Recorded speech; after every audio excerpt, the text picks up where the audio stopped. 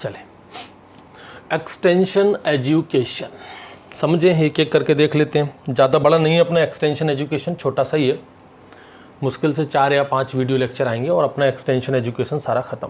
पढ़ने को तो देखो फिर बहुत कुछ है, हमें पढ़ना है एग्ज़ाम के पॉइंट ऑफ व्यू से, हमारे क्वेश्चन सही होने चाहिए और वही हमारा टारगेट है। चलो सबसे पहले देखो तो एक्सटेंशन क्या चीज़ है, एक्सटेंशन एजुकेशन के बारे में।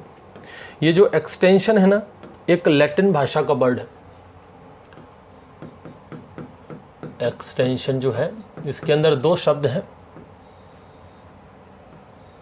एक है एक्स और दूसरा है आपका टेंशियो।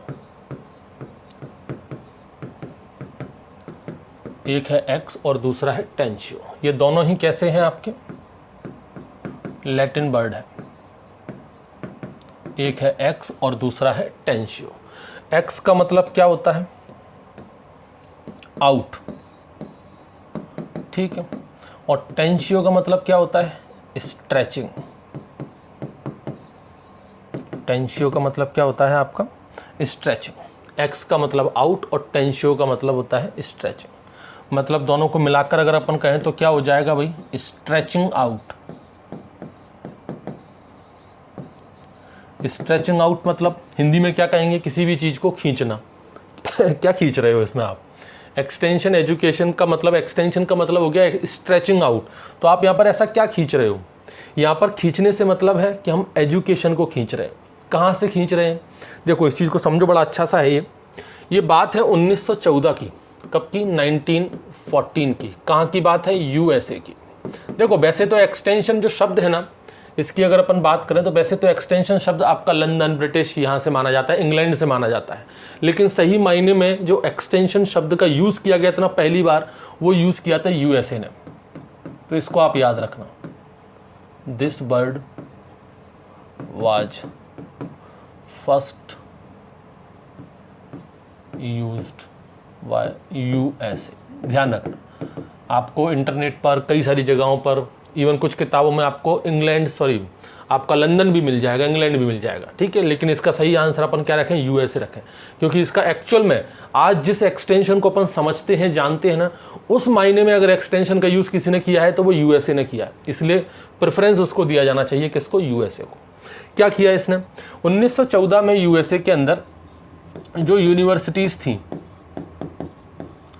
यहाँ पर कुछ समस्या उनको देखने को मिल रही थी। क्या समस्या देखने को मिल रही थी, बहुत सारे ऐसे स्टूडेंट्स थे जो कि कॉलेज नहीं आ पाते थे, यूनिवर्सिटीज़ नहीं आ पाते थे, ये नहीं जा पा रहे थे, ये यूनिवर्सिटी में क्लास अटेंड नहीं कर पाते थे, कॉलेज नहीं जा पाते थे।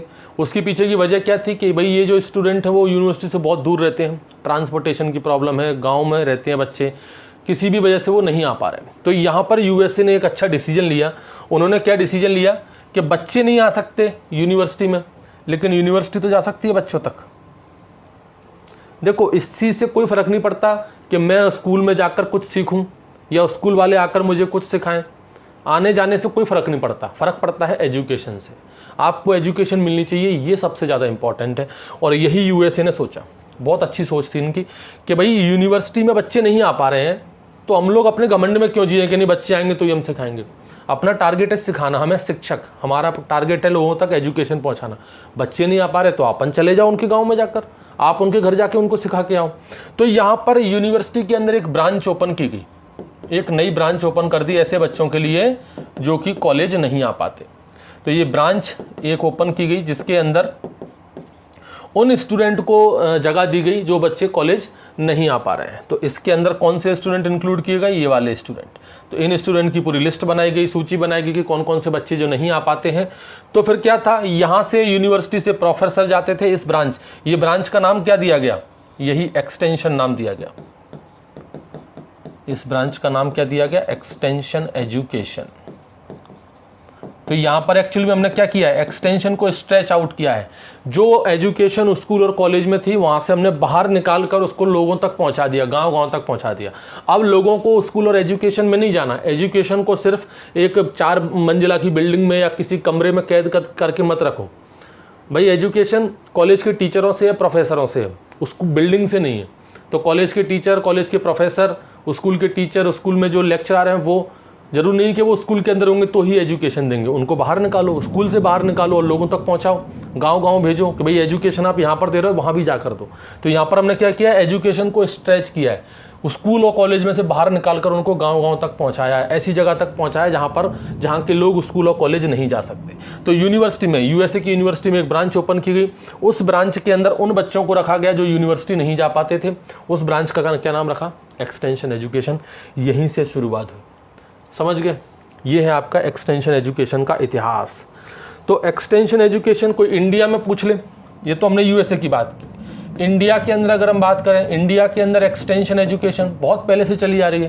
देखिए एक्सटेंशन एजुकेशन क्या है, मैं कहूँगा एक तरह से ये बहुत पुरानी परंपरा है। इसको हमने समझा अब है कि भाई इस चीज़ को एक्सटेंशन एजुकेशन कहते हैं। गांव-गांव में जाकर लोगों को सिखाना, लोगों को बताना, ये क्या है, एक्सटेंशन एजुकेशन ही तो है।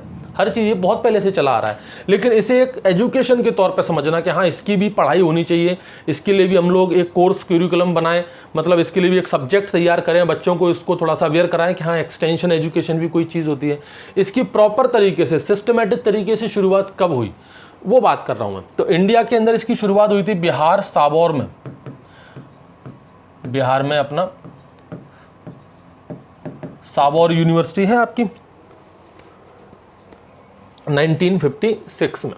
बात कब की है, 1956 की। तो इंडिया के अंदर 1956 बिहार में साबौर में अपना जो एग्रीकल्चर यूनिवर्सिटी है उसके अंदर एज अ सब्जेक्ट इसको स्टडी किया गया, एज अ कोर्स, एक कोर्स की तरह इसको स्टडी किया गया। और जैसे आज अपन लोग पढ़ते हैं अपनी बीएससी में, एमएससी में इससे आप एमएससी भी कर सकते हो, इस डिपार्टमेंट से आप पीएचडी तक कर सकते हो। यही है आपका क्या, एक्सटेंशन एजुकेशन। समझ गए कुछ। तो एक्सटेंशन एजुकेशन को अपन सिंपल सी कैसे कह सकते हैं, एक्सटेंशन एजुकेशन क्या है, out of the school system of education. एक तरह से क्या कह सकते हो आप इसको, out of school system of education. School में जो, कॉलेज में जो एजुकेशन का सिस्टम है उससे बाहर, उससे हटके कोई रूल्स रेगुलेशन, कोई नियम कायदे कानून नहीं, कोई ड्रेस व्रेस कोड नहीं। आप जिस अवस्था में हो, जैसे कपड़े पहने हो वैसे आ जाओ, आपका टारगेट होना चाहिए सिर्फ एजुकेशन लेना, वो आप ले रहे हो। समझ गए, यही आपका एक्सटेंशन का एक इंट्रोडक्शन। अब बात करते हैं अपन, अच्छा ये जो अपन एक्सटेंशन एजुकेशन है इसका मेन पर्पस क्या है आज की डेट में, अगर अपन बात करें तो इसका भी मेन पर्पस क्या है, मेन ऑब्जेक्टिव क्या है इसका, मेन ऑब्जेक्टिव बताइए। मेन ऑब्जेक्टिव एग्रीकल्चर में अपन इसका क्यों यूज करते हैं, इसका मेन ऑब्जेक्टिव है टू चेंज द डिजायरेबल, या कह सकते हैं अपन to bring the desirable change, to bring the desirable changes, मन चाहे बदलाव लेकर आना। देखो एग्रीकल्चर में इसका क्या इंपॉर्टेंस है, आपने अपने कॉलेज में या कहो यूनिवर्सिटी में या कहो किसी रिसर्च इंस्टीट्यूट में या कहो किसी केबीके में, कहीं पर भी एग्रीकल्चर से रिलेटेड ये सारी चीज़ें हैं, यहाँ पर आपने कोई टेक्नोलॉजी बनाई है, कोई एक ऐसी टेक्नोलॉजी आपने यहाँ पर डेवलप कर ली है। अब इस टेक्नोलॉजी को आप सिर्फ इसी बिल्डिंग में रखना चाहते हो, ऑब्वियसली आपने जो टेक्नोलॉजी बनाई है वो किसानों के लिए बनाई होगी, क्यों, क्योंकि जो भी कुछ बन रहा है वो किसके लिए बन रहा है, किसान के लिए। एग्रीकल्चर में कुछ भी बनेगा तो उसको फील्ड पर ले जाना पड़ेगा, बंद कमरे में रखने से कुछ नहीं होगा। आपने यहाँ पर कोई टेक्नोलॉजी बनाई है तो उसको पहुँचाना है कहाँ तक, किसानों तक पहुँचाना है। कहाँ तक पहुँचाना है भाई, किसानों तक पहुँचाना है। आपने कोई एक नया प्रोडक्ट लॉन्च किया है, उस प्रोडक्ट को आप कंज्यूमर तक पहुँचाओगे। कंज्यूमर तक पहुंचाने के लिए पहले आपका उसको मन बदलना पड़ेगा, उसमें कुछ बदलाव लाने पड़ेंगे, उसको जागरूक करना पड़ेगा, तभी तो वो नई नई टेक्नोलॉजी को अपनाएगा। किसान तो पहले से ही खेती कर रहा है, आपने कोई नई वैरायटी बनाई है, आपने कोई नई टेक्नोलॉजी आप एग्रीकल्चर में लाए हो, उसको किसानों तक लेकर जाओगे, किसानों से कहोगे कि ये नई टेक्नोलॉजी है, नई वैरायटी है, इसको लीजिए, तो किसान ऐसे ही ले लेगा क्या? नहीं, किसान इतनी जल्दी विश्वास भी नहीं करेगा। पहले आप उसको भरोसे में लीजिए। बहुत सारी टेक्निक्स हैं जो अपन अभी देखेंगे, उन टेक्निक्स के आधार पर आपको उसके अंदर बदलाव लाने पड़ेंगे। मतलब अल्टीमेटली जब उसके अंदर बदलाव आ जाएगा, जो आप चाहते हो कि भाई हम चाहते हैं कि हमारा किसान जो है वो इस तरीके का हो जाए, उसके अंदर थोड़ा सा माइंड चेंजेस हो जाए, उसके अंदर कुछ बदलाव आ जाए, कुछ अच्छे बदलाव आ जाए, टेक्नोलॉजी के लिए वो अवेयर हो जाए, तो जो डिज़ायरेबल चेंजेस आप चाहते हो कि भाई मैं इस व्यक्ति के अंदर ये चेंज कर दूँ, किससे? एक्सटेंशन एजुकेशन की मदद से। तो हमारा मेन ऑब्जेक्टिव क्या है एक्सटेंशन एजुकेशन का? To bring the desirable changes. जो हम चाहते हैं उस तरह के बदलाव इंसान के अंदर आ जाए, तो वो अपन इससे ला सकते हैं। ठीक है, तो जो बदलाव आप इसमें ले आओगे, अगर कोई डिजायरेबल चेंजेस मतलब इस फार्मर को आप सेटिस्फाई कर दोगे, तो वो फार्मर वो टेक्नोलॉजी को एडप्ट कर लेगा। तब तो उस टेक्नोलॉजी को डेवलप करने का कोई मतलब है। आपने लैब में कोई टेक्नोलॉजी बना तो ली, लेकिन फार्मर उसको ले ही नहीं रहे, फार्मर को यूज़ नहीं करना है, तो फिर उसका मतलब क्या हुआ? वो टेक्नोलॉजी बर्बाद है, बेकार है। तो यहाँ पर एक्सटेंशन एजुकेशन का बहुत बड़ा इंपॉर्टेंस है, बहुत ही बड़ा इंपॉर्टेंस मैं कहूँगा, क्योंकि नई वैरायटी तो कोई भी किसान बना ही रहा है। चलो वैरायटी इतना आसान नहीं है, आपने एक वैज्ञानिक ने एक नई वैरायटी बना दी, लेकिन उस वैरायटी को फिर किसानों तक पहुंचाने का काम किसका है? वो एक्सटेंशन वालों का काम है। एक्सटेंशन उस वैरायटीज़ को, उस टेक्नोलॉजी को किसानों तक पहुंचाने का काम करते हैं। यहाँ पर अलग अलग प्रोसेस अपनी रहती है। देखो, अब बात कर लेते हैं अपन एक्सटेंशन एजुकेशन के फीचर्स की। क्या खूबियाँ हैं इसकी, ये बताइए। नॉर्मल देखिए, तो मैंने आपको एक चीज़ तो बताई थी, out of the school education system, जो स्कूल और कॉलेज का जो एजुकेशन सिस्टम है उससे अलग हटके है। तो उससे हटके क्या है? पहले तो स्कूल वाले में क्या होता है भाई, जैसे कि मान लो स्कूल एजुकेशन सिस्टम है, तो स्कूल एजुकेशन सिस्टम में क्या होता है भाई? स्कूल के अंदर आपको एक सिस्टमेटिक तरीके से काम मिलेगा, एक सिस्टमेटिक तरीके से काम मिलेगा। वहाँ पर एक ऑर्गेनाइजेशन से काम होता है पूरा, ऐसे ही नहीं है कि कोई भी कुछ भी काम कर रहा हो। ठीक है, वहाँ पर पूरे रूल्स एंड रेगुलेशन चलते हैं, रूल्स एंड रेगुलेशन वहाँ पर होते हैं। ठीक है, वहाँ पर टाइम बाउंड होता है, स्कूल 24 घंटे नहीं चलता। सुबह 9 बजे से ओपन होगा, सुबह 8 बजे से ओपन होगा, शाम के 4, दोपहर के 12, 2 बजे तक। इसी बीच में आपको आना है और सीखना है। ऐसा नहीं कि आप रात के 2 बजे उठ के चले गए स्कूल, मुझे सिखा दो, तो ऐसा नहीं है, टाइम बाउंड रहता है। इसके अलावा वहाँ पर प्रॉपर ड्रेस कोड वगैरह रहते हैं, आपको पर्टिकुलर एक प्रॉपर ड्रेस पहन के जाना है। वहाँ के टीचर वगैरह भी पर्टिकुलर उसी गेटअप में आएंगे। ठीक है, जो भी आप पढ़ रहे हो उसका एक फिक्स क्यूरिकुलम रहता है, एक फिक्स कोर्स क्यूरिकुलम होता है कि भाई हमको पहले से पता है, हमारे पास किताबें हैं, कोर्स है कि हमको ये चीज़ें पढ़नी है, एक फिक्स कोर्स क्यूरिकुलम, ये सारी चीज़ें रहती हैं। इसके अलावा इसमें जो रहता है आपका वो कह सकते हैं अपन इनवॉलेंट्री पार्टिसिपेशन होता है। कैसा? इनवॉलेंट्री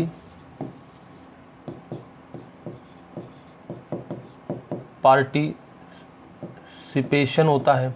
इनवॉलेंट्री मतलब जैसे कि स्कूल में कोई प्रोग्राम हो रहा है, कोई भी एक्टिविटी हो रही है, मान लो स्कूल में उन्होंने कुछ भी काम करवाया है, तो बच्चों का ऐसा नहीं है कि बच्चों का मन होगा तो ही उसमें जाएंगे। सब बच्चे, जितने बच्चे पढ़ते हैं सबको पार्टिसिपेट, जैसे सुबह सुबह प्रेयर होती है स्कूल के अंदर, तो सभी बच्चों को आना है। ऐसा नहीं है कि जिसका मन हो वो आएगा, नहीं तो वॉलेंट्री पार्टिसिपेशन नहीं है कि हमारा मन नहीं, हम तो क्लास में बैठ के सो रहे हैं, हम नहीं जा रहे प्रेयर करने। सबको आना पड़ेगा, रूल्स रेगुलेशन सबके लिए बराबर है। इसको कहते हैं इनवॉलेंट्री, मतलब वहाँ पर आपकी मर्जी नहीं चलेगी, जो वो कहेंगे वो आपको करना पड़ेगा। इस तरह की जो एजुकेशन सिस्टम होती है ना, इसको कहते हैं फॉर्मल एजुकेशन सिस्टम। इसको क्या कहते हैं अपन? Formal education. ठीक, अब एक्सटेंशन एजुकेशन देख लो, इसके जस्ट अपोजिट, जस्ट उल्टा, कोई सिस्टमेटिक स्टेप में भी काम नहीं है। यहाँ पर सबसे पहला तो होता है भाई एक्सटेंशन एजुकेशन में वॉलेंट्री पार्टिसिपेशन है। कैसा है आपका? Voluntary participation. आपकी इच्छा हो तो आप पार्टिसिपेट करो, इच्छा नहीं है तो मत करो, कोई आपसे ज़बरदस्ती नहीं करेगा। गांव में किसान वैज्ञानिक जब आते हैं, उनकी जो किसान मेला लगता है या जो भी ग्राम संगोष्ठी वगैरह होती है, गांव में आकर जो किसान लोग मीटिंग वगैरह लेते हैं, तो वो किसान को फोर्स नहीं करते कि यहाँ बैठ सुन बैठ के, ऐसा नहीं होता। किसान की मर्जी, नहीं सुनना तो नहीं सुनना, हम तो अपने घर बैठे हैं, हम तो अपने खेत में जा रहे हैं। उनकी मर्जी है, वो आए तो पार्टिसिपेट करें, नहीं आए तो मत करें। KVK में प्रोग्राम होते हैं, आए दिन किसानों को लेकर कुछ ना कुछ मीटिंग्स वगैरह होती हैं, बस वो तो इन्फॉर्म कर देते हैं KVK वाले, भाई जिसको आना है वो आ जाओ, किसी के साथ कोई जोर ज़बरदस्ती नहीं है। ये कैसा है? आपका वॉलेंट्री पार्टिसिपेशन है, इसमें किसी के साथ कोई जोर ज़बरदस्ती नहीं की जाएगी कि आना ही पड़ेगा। उसके बाद देखो यहाँ पर ये इनफॉर्मल एजुकेशन है। कैसी एजुकेशन है? Informal education. जबकि स्कूल वाली एजुकेशन कैसी थी? फॉर्मल एजुकेशन थी, वहाँ पर बहुत सारे रूल्स रेगुलेशन थे, टाइम बाउंडेशन थी। ये आपकी फॉर्मल एजुकेशन है। स्कूल एजुकेशन एक पर्टिकुलर फिक्स टाइम तक होती है, आप ज़िंदगी भर स्कूल नहीं जा सकते, ज़िंदगी भर कॉलेज में नहीं सीख सकते। ये इनफॉर्मल एजुकेशन ये आपकी कैसी है? आप लाइफ लॉन्ग प्रोसेस है, आप ज़िंदगी भर सीख सकते हो, अपने रोज़मर्रा की ज़िंदगी में रोज़ के जो काम काज आप कर रहे हो वहाँ से सीख सकते हो। ये कैसी है? आपकी इनफॉर्मल एजुकेशन है। ठीक है, यहाँ पर किसी भी तरह का कोई फिक्स कोर्स क्यूरिकुलम नहीं रखते अपन, नो फिक्स कोर्स क्यूरिकुलम। यहाँ पर किसी भी तरह का पहले से कोई फिक्स कोर्स क्यूरिकुलम नहीं है, सब जो भी अपनी कंडीशंस बनती है उनके अकॉर्डिंग कोर्स बना दी जाते हैं कि भाई ये चीज़ें सीखनी है और एक्स्ट्रा चाहिए तो ये भी चीज़ सीख लो, वो भी चीज़ सीख लो, कुछ भी चीज़ आप यहाँ पर सीख सकते हो, कोई फिक्स क्यूरिकुलम नहीं है। उसके अलावा ये एक कंटिन्यूअस प्रोसेस है। कैसी प्रोसेस है? कंटिन्यूअस प्रोसेस है, मतलब लाइफ लॉन्ग, ज़िंदगी भर चलती रहेगी, आप ज़िंदगी भर इसमें सीखते रहिए। गांव में जाते हो तो कि वहाँ पर केवल 18 साल तक के बच्चों को थोड़ी सिखाते हैं, गांव में तो भाई 70 साल का भी किसान है तो तू भी आके सीख ले, 10 साल का बच्चा है तो भी तू भी आके बैठ के सुन ले। कोई भी कंटिन्यूअस प्रोसेस है। कहो तो भाई एक गांव में मान लो कोई 22 साल का एक किसान है, 20 साल का एक बच्चा है, वो सीख रहा है, सीखते सीखते उसके गांव में मान लो अपने गांव में ही बूढ़ा हो गया, 70-75 साल का हो गया, तब तक सीख ही रहा है, हर मीटिंग में जाता है, हर जगह जाता है।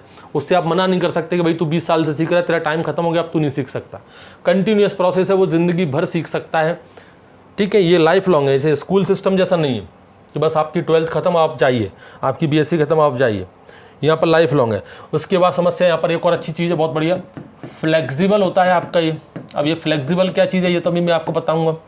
एजुकेशन सिस्टम जो होता है वो आपका एजुकेशन जो होता है वो फ्लेक्सिबल होता है, सभी ग्रुप के लिए, सभी वर्ग के लोगों के लिए ये सुटेबल है। आप पर्टिकुलरली किसी एक लेवल के लिए, एक बच्चों के लिए इसको नहीं कर सकते। जैसे स्कूल्स और कॉलेजेस देखिए, क्या एक स्कूल सभी बच्चों के लिए फिट बैठ जाता है? क्या नहीं बैठता, क्योंकि स्कूल में कहीं ना कहीं कुछ ना कुछ कमियां पाई जाती हैं, कहीं ना कोई दिक्कत आती ही है। कुछ बच्चों के लिए अच्छा होता है, कुछ बच्चे सोचते हैं कि नहीं हमको यहाँ ये प्रॉब्लम है, हमको यहाँ ये प्रॉब्लम है, ये प्रॉब्लम, वो समस्या, ये समस्या, कुछ ना कुछ समस्याएं आती ही हैं हर बच्चों को। तो हर एक स्कूल हर एक बच्चे के लिए नहीं होता। लेकिन एक्सटेंशन एजुकेशन नहीं है, ये फ्लेक्सिबल है। ये फ्लेक्सिबल यहाँ पर क्या होता है, स्कूल बनाते हैं, फिर बच्चे स्कूल के अकॉर्डिंग चलते हैं। यहाँ पर क्या होता है, पहले ये बच्चे ले लेते हैं, फिर बच्चों के अकॉर्डिंग अपने स्कूल को चलाते हैं। समझ रहे हो? पहले हमने स्कूल बना लिया, रूल्स रेगुलेशन बना लिया। यहाँ पर क्या हुआ, एक्सटेंशन एजुकेशन में हमने अपनी कम्युनिटी बना ली, लोग रख लिए। अब लोगों के हिसाब से आप बोलो अब क्या करना है, आप अपने हिसाब से रूल्स बताओ। फ्लेक्सिबल होना चाहिए, किसी भी व्यक्ति को कोई परेशानी नहीं, हर व्यक्ति के हिसाब से रूल्स रेगुलेशन। ठीक है, ये कैसा है, फ्लेक्सिबल है, किसी भी तरीके से आप इसको मोड़ सकते हो, तोड़ सकते हो। उसके अलावा ये एक 2 वे प्रोसेस है। कैसी प्रोसेस है आपकी? 2 वे प्रोसेस। 2 वे प्रोसेस का मतलब, मैं एक टीचर हूं, देखो एक होता है टीचर और एक होता है लर्नर, सीखने वाला और बताने वाला। यहाँ पर ऐसा नहीं है कि बस टीचर ही बोलता रहेगा ये सुनता रहेगा। यहाँ पर क्या होता है भाई, टीचर बोलता है बच्चे सुनते हैं, टीचर बोलता है बच्चे सुनते हैं, यानी वो 1 वे प्रोसेस है। वहाँ पर बच्चे टीचर को नहीं सिखाते, वहाँ पर टीचर ही बच्चों को सिखाएगा। ये क्या है, आपका 2 वे प्रोसेस है। एक गाँव में जब कोई वैज्ञानिक जाता है किसानों को कुछ बताने के लिए, तो वो किसानों को बताता है, फिर वो जाता है किसानों की, क्योंकि भाई किसान भी ऐसे नहीं है, किसान के पास भी, क्योंकि किसान एक्चुअली में देखो, ये टीचर जो है या साइंटिस्ट जो है वो तो सिर्फ अपने घर में बैठकर किताबों से देखकर या अपने छोटे से फार्म में ही रिसर्च एक्सपेरिमेंट वगैरह करते हैं। किसान भाई तुम्हारे बहुत पहले से एक्सपेरिमेंट करते आ रहे हैं, कुछ ना कुछ वो, उनके पास भी कई बार ऐसी टेक्नोलॉजी होती है कि वैज्ञानिक जो है वो किसानों से सीख लेते हैं। तो यहाँ पर दोनों तरह की प्रोसेस होती है, टीचर उनको सिखाता है और उनसे खुद सीखता भी है। ये क्या है, आपकी 2 वे प्रोसेस है। तो एक्सटेंशन एजुकेशन क्या है, एक 2 वे प्रोसेस है। उसके अलावा हम बात करें यहाँ पर पहले प्रैक्टिकल करवाया जाता है, देन थ्योरी कराई जाती है। प्रैक्टिकल, ठीक है, देन थ्योरी।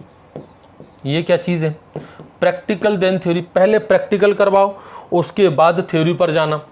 जैसे कि मान लो आपने कहा एक वैरायटी आपने डेवलप कर दी X, ठीक है, इसकी उपज जो है वो बहुत अच्छी आ रही है। आपने कहा भैया इसकी उपज है, ऐसा प्लांट है, ये बढ़िया एकदम बहुत अच्छा प्लांट है, इसके अंदर बहुत सारी बालियाँ लगती हैं। अब इस X वैरायटी को लेकर आप गए एक गांव के अंदर, उस गांव के अंदर आपने किसानों को बताया भैया ये वैरायटी है, आप इस वैरायटी को लगाइए, बहुत बढ़िया है।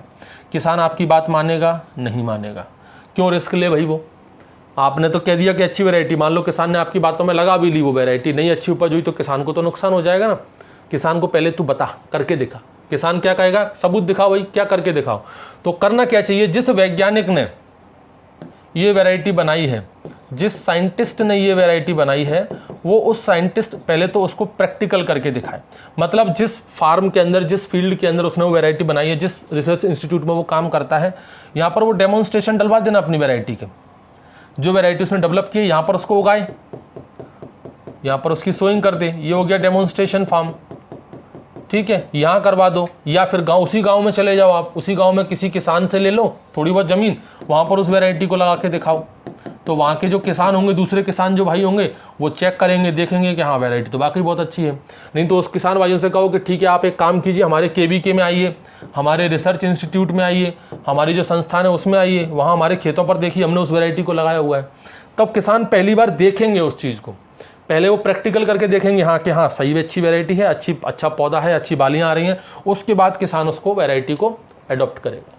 आप सीधे जाकर थ्योरी की तरफ उसको सुना नहीं सकते, पहले प्रैक्टिकल कीजिए फिर थ्योरी पर आइए। ये इसका सिद्धांत है, किसका, सॉरी, बड़ा इंपॉर्टेंट फीचर है, समझ गए, पहले प्रैक्टिकल उसके बाद थ्योरी। और क्या है, हाँ, प्रोग्राम द एजुकेशन लोकली। ये कैसा है आपका, जो एजुकेशन प्रोग्राम होंगे, जितने भी एजुकेशन प्रोग्राम होंगे वो सब आपके लोकल लेवल पर होने चाहिए। लोकली का मतलब क्या है, गांव गांव जाकर करना है, जिले पर नहीं कि पता चला आपने जिले के मेन हेडक्वार्टर में कर दिया और वहाँ से कह दिया आ जाओ भाई सब लोग, तो इतनी दूर से नहीं आएंगे। दूसरी बात, लोकली का मतलब सिर्फ जगह से भी नहीं होता, लोकली का मतलब उनके कल्चरल से भी होता है, उनकी लैंग्वेज से भी होता है। आप कोई वैज्ञानिक इंग्लिश बोलने वाला है, कोई दिक्कत नहीं है इंग्लिश बोलो, लेकिन आप गांव में जा रहे हो किसानों के बीच में, तो आपको अपनी इंग्लिश घर पर रख के जानी पड़ेगी, आपको हिंदी बोलनी पड़ेगी। इवन हिंदी तो बोलनी है, गांव में किस तरह की भाषा बोली जा रही है। आप राजस्थान में हो तो थोड़ी बहुत आप राजस्थानी भाषा भी सीखो, क्योंकि क्योंकि किसान जो है, आप जब उतना उसकी लैंग्वेज में बात करोगे उतना किसान को ज़्यादा समझ में आएगा। तो यहाँ पर लोकली कंडक्ट होना चाहिए, जो भी प्रोग्राम आप कर रहे हो वो लोकली कंडक्ट होना है। वहाँ पर उस प्रोग्राम में लोकल के लोग होने चाहिए, लोकल के लोगों को इन्वॉल्व करो उसके अंदर। आप जाओगे वहाँ पर होशियारी नेतागिरी बन के तो कुछ नहीं काम चलेगा, आपको वहाँ के लोगों से हाथ जोड़ने पड़ेंगे, उनको अपने साथ लेना पड़ेगा। जैसे गाँव के अंदर होते हैं ना 2-4 मुखिया टाइप के होते हैं, इनकी चलती बहुत है गाँव में, उनको साथ में लोग कह रहे भाई साहब गाँव में एक छोटा सा एजुकेशन का प्रोग्राम करवाना है। अब उस मुखिया आदमी को ले लोगे तो वो 25-30 लोगों को वहाँ पर ला सकता है। आप चले गए, वो जो मेन मुखिया उसी से आप ऐसे ऐड कर रहे हो, है तेरे को कौन पूछेगा, वो मुखिया आदमी भी मना कर देगा, पूरे गांव में कोई नहीं आएगा आपके प्रोग्राम में। तो यहाँ पर लोकली बेसिस, लोकल लोगों को लो, लोकल लैंग्वेज यूज़ करो, इस तरह की चीज़ें यहाँ पर होनी चाहिए।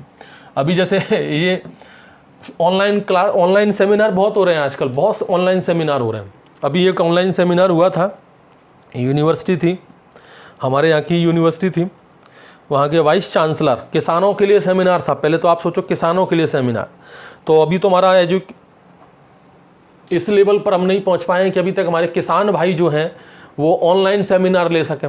चलो उनके बच्चे जो हैं वो चालू करवा देते हैं, मोबाइल चालू करके रख देते हैं, पापा देखो, दादाजी देखो, इसमें ऑनलाइन सेमिनार चल रहा है, ठीक है, वो सब हम मैनेज कर देंगे। अपने किसान भाइयों को LED लगवा देंगे, उसमें इंटरनेट कनेक्शन कर देंगे, ऑनलाइन सेमिनार चल रहा है, सुन लीजिए। अब पॉइंट क्या है यहाँ पर, देखिए अब बोलना तो नहीं चाहिए मुझे, जो बोल रहा है वाइस चांसलर, सोचो एक गवर्नमेंट यूनिवर्सिटी का वाइस चांसलर स्पीच दे रहा है, किसानों के लिए सेमिनार है, और उसकी रहा है एक बाकायदा उसने बढ़िया ऐसे से वो रख ली, 4 पन्नों की फ़ोटोकॉपी कराई उसने पूरी ऐसे, वो भी इंग्लिश में, पूरी फ़ोटोकॉपी ऐसे इंग्लिश में करवा ली, अपने सामने कैमरा रख लिया, कैमरे को देखा ही नहीं है, कैमरे को देख ही नहीं रखा, कैमरे में मुझे देखना भी है, थोड़ा इंटरेक्शन तो बने, बस ये शुरू किया। और यहाँ से उसने पैराग्राफ पढ़ना शुरू किया इंग्लिश में, और बोले जा रहा है, एक पैराग्राफ खत्म, पन्ना पलटा, बोले जा रहा है, फिर ये खत्म, फिर दूसरा पन्ना पलट लिया, फिर बोले जा रहा है, फिर तीसरा पन्ना पलट लिया। इसी में करते करते 45 मिनट हो गए। जब उसने पूरा पन्ना पलट लिया, खत्म हो गया, उसके बाद उसने मुंडी ऐसे करी, सर ऊपर दिखाया और थैंक यू बोल दिया, और ख़त्म हो गया काम। ये होते हैं सेमिनार। क्या कहते हैं, ये सेमिनार है।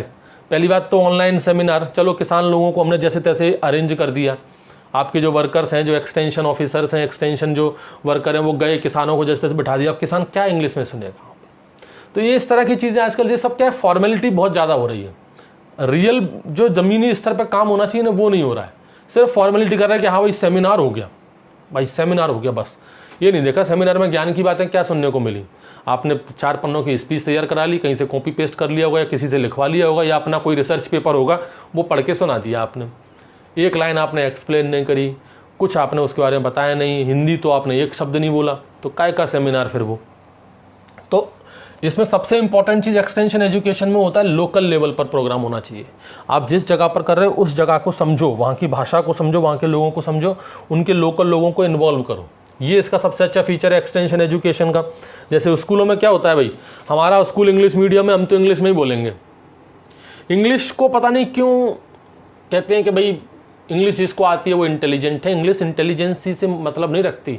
इंग्लिश, हिंदी, पंजाबी, मराठी, फ्रांसी, जर्मनी, ये सब क्या है, सिर्फ एक कम्युनिकेशन है। इंग्लिश क्या है, कम्युनिकेशन का जरिया है बस। इंग्लिश आने का मतलब आप इंटेलिजेंसी से नहीं होता कि इंग्लिश आती है तो इंटेलिजेंट है। भाई देखो ऐसा है कि भाई पूरे वर्ल्ड पर अंग्रेज़ों ने राज किया था। अंग्रेजी थे, कुछ ही ऐसे देश होंगे यहाँ पर अंग्रेज़ों ने राज नहीं किया होगा, नहीं तो अंग्रेज़ों ने ऑलमोस्ट पूरे वर्ल्ड पे ही राज किया और काफ़ी लंबे लंबे समय तक किया। और वो इंग्लिश बोलते थे, इसीलिए इंग्लिश जो वो डोमिनेट हो गई है। तो एक कम्युनिकेशन के लिए एक लैंग्वेज बनाई गई कि भाई कौन सी लैंग्वेज बनाई जाए, क्योंकि अपने इंडिया के अंदर अगर अपन देखें ना तो बहुत सारी अलग अलग लैंग्वेज में, साउथ में तो अलग लैंग्वेज है, तमिल में, उसमें भी साउथ में तमिल में, आंध्रा में, सब में अलग अलग टाइप की लैंग्वेज है। इधर चले और राजस्थान में अलग, गुजरात में अलग, सब जगह की अलग अलग, छत्तीसगढ़ में अलग, इधर अपने उत्तर प्रदेश में अलग। अपने केवल इंडिया में इतनी अलग अलग लैंग्वेज है। फिर दूसरे देशों में जाओगे तो वहाँ तो और अलग लैंग्वेज मिलेगी, कहीं उर्दू मिलेगी, कहीं फ्रांसीसी मिलेगी, कहीं जर्मनी मिलेगी, कहीं इटालियन मिलेगी, सब जगह अलग अलग लैंग्वेज।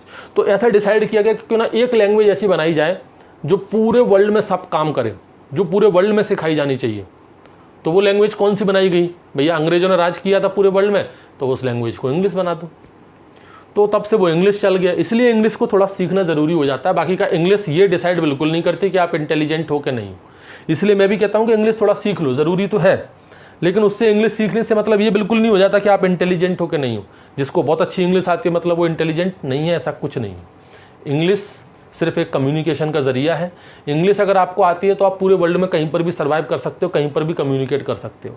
आपको 10 लैंग्वेज सीखने की ज़रूरत नहीं, आप एक इंग्लिश सीख लो, उससे काम हो जाता है। इसलिए इंग्लिश को थोड़ा सा एक ज़्यादा प्रेफर किया जाता है, बस और कोई मुद्दा नहीं है इंग्लिश का। ठीक है, इंग्लिश सीखना ना सीखना, इंग्लिश आना ना आना, ये इंटेलिजेंसी को नहीं मानता। इंटेलिजेंट वो नहीं होता जिसको इंग्लिश आती है।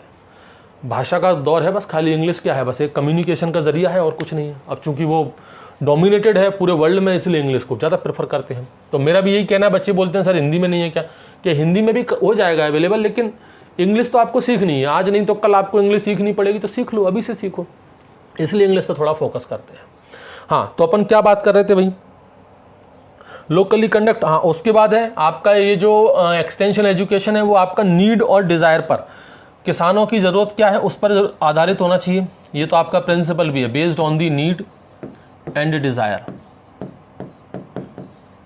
ऐसे ही नहीं कि कोई भी जाके प्रोग्राम कर दो, पहले उस किसान में जाकर सर्वे कराओ, सॉरी किसान में जाकर नहीं, उस गांव में जाइए, अब उस गांव में जाकर सर्वे कराइए, देखिए कि उस गांव में किस चीज़ की कमी है, लोगों को किस तरह की नॉलेज की ज़रूरत है, फिर उस नॉलेज पर ओरिएंटेड आप प्रोग्राम करें, तो लोग किसान आएंगे भी वहाँ पर सुनने के लिए। तो ज़रूरत होनी चाहिए और डिज़ायर्ड, वहाँ के लोगों की इच्छा क्या है, वहाँ के लोगों की ज़रूरतें क्या है, उस हिसाब से आपका जो एक्सटेंशन एजुकेशन डिज़ाइन किया होना चाहिए। तो ये तो कुछ इंपॉर्टेंट फीचर्स हैं। और देखें इम्पॉर्टेंस देख लो, क्या इसके इम्पॉर्टेंस हैं एक्सटेंशन एजुकेशन के। सब वही एक ही चीज़ें हैं, देखो बार बार घूम घूम कर आएंगे, इसमें कंफ्यूज मत होना आपको, सब वही चीज़ें हैं। इम्पॉर्टेंस की अगर हम बात करें, use the democratic method, it uses the democratic method. Extension education का सबसे पहला इंपॉर्टेंट कि ये क्या करता है, आपका डेमोक्रेटिक मेथड अपन यूज़ करते हैं। डेमोक्रेसी समझते हो, डेमोक्रेसी अपने भारत में डेमोक्रेसी है, ये वही डेमोक्रेसी है, वही डेमोक्रेटिक, इस पर ज़्यादा नहीं बोलना चाहते अपन। उसके बाद अपन बात करें इंपॉर्टेंस में, किसानों की उपज बढ़ानी है। भाई हमारा एक्सटेंशन एजुकेशन एग्रीकल्चर से जुड़ा हुआ सब्जेक्ट है, तो यहाँ पर हमको इम्प्रूव करना है, improve the yield of farmers field.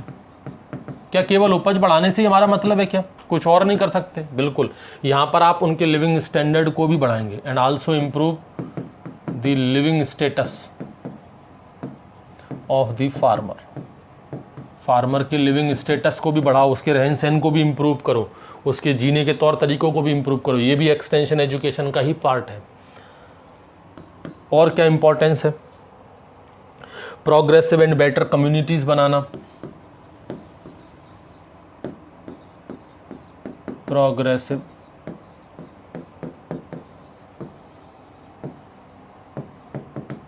And better communities बनाओ, गांव-गांव जाकर कम्युनिटीज़ बनवाइए, ऐसी कम्युनिटी बनवाइए जो कि काफ़ी अच्छी बेहतर तरीके से काम करें और काफ़ी आगे बढ़ें।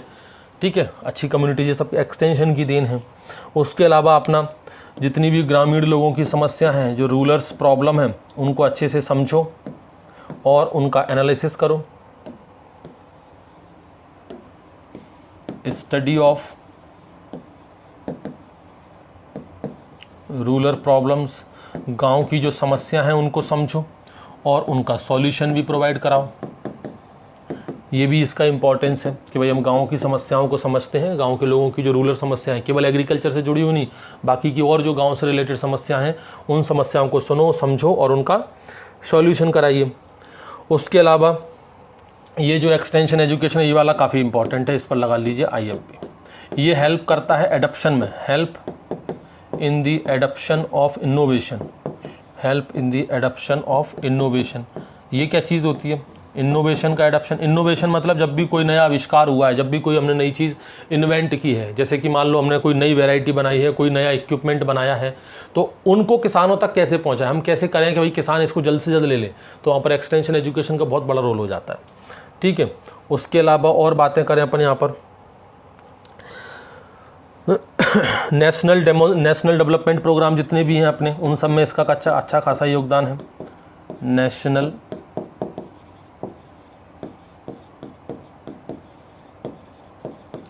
डेवलपमेंट प्रोग्राम में कंट्रीब्यूशन है इसका। भाई जितने भी नेशनल अपने भारत के जितने भी डेवलपमेंट प्रोग्राम जो गवर्नमेंट बनाती है उनको लागू करवाने में अपन इसका बहुत बड़ा योगदान है, क्योंकि भाई उनको गांव-गांव तक पहुंचाने का काम कौन करता है? वही हमारे एक्सटेंशन वर्कर्स। समझ गए? आगे चले। ये तो अपने इंपॉर्टेंस थे, बड़े बेसिक से सिंपल से। अब बात करते हैं अपन यहाँ पर प्रिंसिपल्स की। बहुत सारे प्रिंसिपल हैं, कई जगह पर 8 प्रिंसिपल हैं, कई जगह पर 10 लिखे हुए हैं, कई जगह पर 12 लिखे हुए हैं, कई जगह पर 13 लिखे हुए हैं, कोई फर्क नहीं पड़ता। अपन देख लेते हैं कुछ इंपॉर्टेंट। सबसे पहला प्रिंसिपल है आपका principle of interest of need. पहला प्रिंसिपल है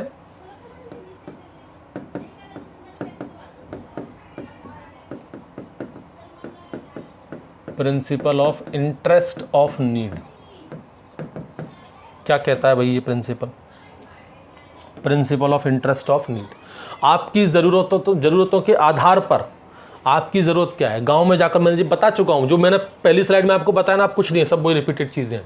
प्रिंसिपल ऑफ नीड मतलब क्या हो गया? आपका इंटरेस्ट ऑफ नीड, आपकी ज़रूरतें क्या है। गांव में जाइए, सर्वे करवाइए, गांव के लोगों की समस्याएं सुनिए कि इस गांव में इस चीज़ की समस्या है, इस नॉलेज की यहाँ पर कमी है, इस इन्फॉर्मेशन की कमी है।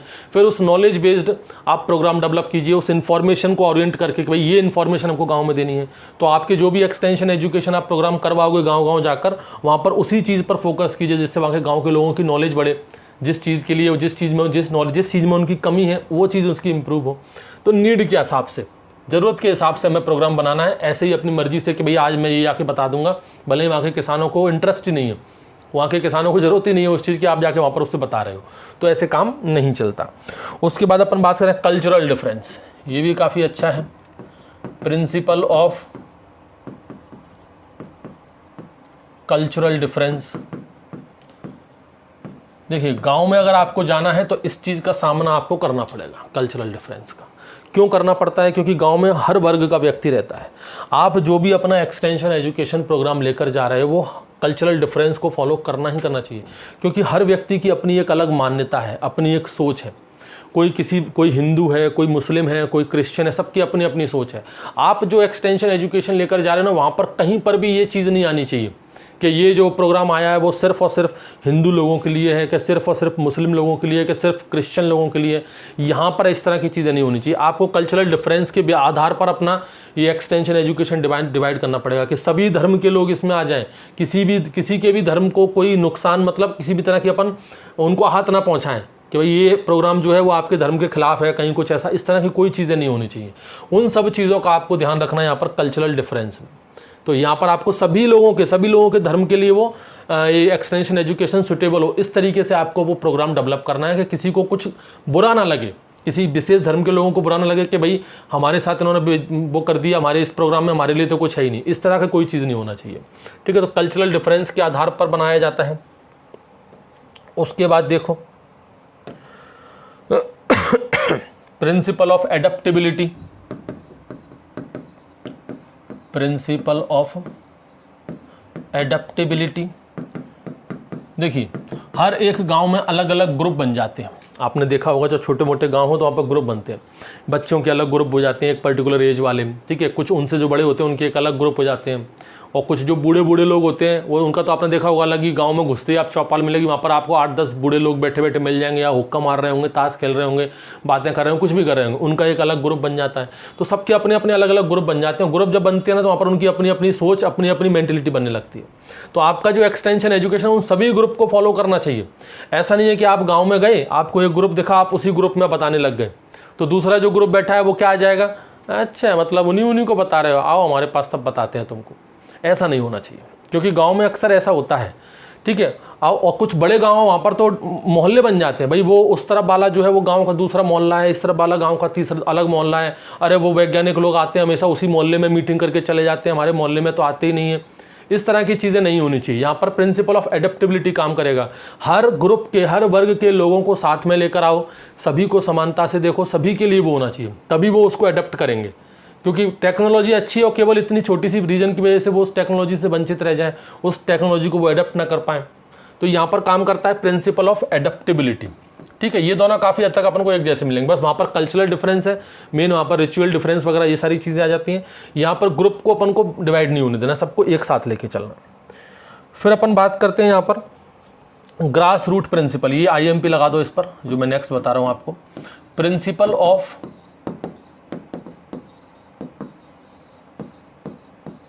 Grass root organisation, grass root principle of organisation, ऐसे लिखो, grass root principle of organisation. इसके बारे में भी अपन चर्चा कर चुके हैं। Principle of grass root organisation, वही चीज़ कि अगर आप ग्रास रूट का मतलब हो गया ज़मीनी स्तर पर, यहाँ पर ग्रास रूट से मतलब वो नहीं है कि गांव में जो घास लगी है उसकी जड़ें निकालनी। Grass root principle of organisation का मतलब कि जो भी आप ऑर्गेनाइजेशन बना रहे हो, जैसे गांव में जाकर आपने कोई कम्युनिटी बनाई, ठीक है, आप चाहते हो कि गांव में अपन एक कम्युनिटी बनवाए, फिर वो कम्युनिटी पूरे गांव में अच्छे अच्छे काम करेंगी, साफ सफाई को देखेंगी, रूरल एग्रीकल्चर से रिलेटेड जो भी प्रॉब्लम है उनको सॉल्व करेंगी, या कोई भी एक्सटेंशन एजुकेशन प्रोग्राम आप गांव में करवा रहे हो, तो वहाँ पर इस चीज़ को ध्यान रखना है, वहाँ पर उनके लोकल लोगों को ज़रूर इन्वॉल्व करें। जो मैंने अभी बताया था, जैसे कि हर गाँव में एक मुखिया होता है जिसकी लोग सब बात मानते हैं, उन मुखियाओं को लें। मुखिया के अलावा और भी कुछ ऐसे लोग होते हैं जो थोड़े से दमदारी रखते हैं गांव में, थोड़े से एकदम से डोमिनेंट टाइप के होते हैं, जिनकी चलती है गांव में, उनको इग्नोर बिल्कुल नहीं करना चाहिए भाई। ऐसे लोगों को हमेशा साथ में रखो, ये एक फंडा है, इस चीज़ को समझो आप। जब भी आपको ताकतवर आदमी दिखे तो उससे कभी दुश्मनी मत करो, दुश्मनी करोगे तो नुकसान होना है, उससे दोस्ती कर लो ना, तुम्हारा भी फ़ायदा उसका भी फ़ायदा।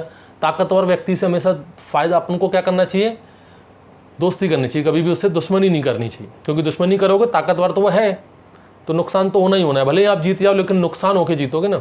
तो अपने एजुकेशन सिस्टम में ये सब नहीं सिखाया जाता कि जाके लड़ो, ठीक है। अगर गांव में अगर मान लो कोई गुंडा भी है और उस गुंडे के अंडर 100 लोग भी आते हैं गांव में कि भाई वो बहुत बड़ा गुंडा है और उससे सब डरते हैं, तो आपका काम क्या है, उस गुंडे से ही जाके मिलो कि सर वो ये करवा रहे हैं हम लोग, सर भले ही मत बोलना उसको जो आपकी इच्छा वो बोल देना कि साहब वो एक प्रोग्राम करवा रहे हैं और आपका थोड़ा सा दबदबा है गांव में, तो ले आओ सर 100-200 लोगों को यहाँ पर इकट्ठे हो जाएंगे तो प्रोग्राम सक्सेसफुल हो जाएगा, उन लोगों को भी भला हो जाएगा। ऑर्गेनाइजेशन, ठीक है, ये तो वहाँ के लोकल लोगों को हो गया।